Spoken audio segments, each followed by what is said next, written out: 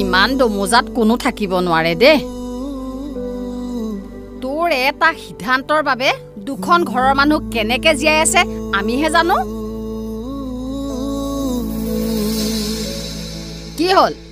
মনে মনে থাকিবি নে কিবা কবি মোক অলপ সময় লাগিব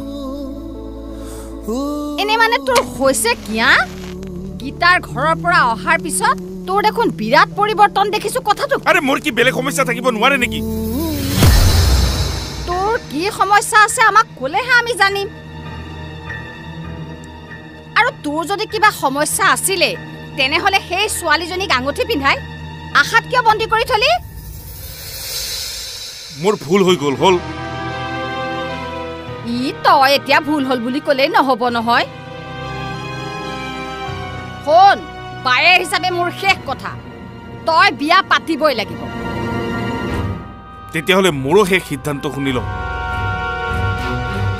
ঠিক আছে মই বিয়া পাতিম